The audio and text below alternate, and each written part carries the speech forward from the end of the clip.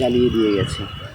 ঠিক জানা নেই কাজগুলো কে করেছে, তবে প্রসেনজিৎ রায়ের লেখাটার কথা মনে আছে। ধান ক্ষেতের সবুজে সবুজে মিশে আছে কত গল্প, কৃষক ঘাম মাটির সোনার গন্ধে আর স্বপ্নের রং। ধান রোপণের শুরু থেকে শেষ পর্যন্ত প্রক্রিয়াটি বেশ দীর্ঘ এবং পরিশ্রমসাধ্য।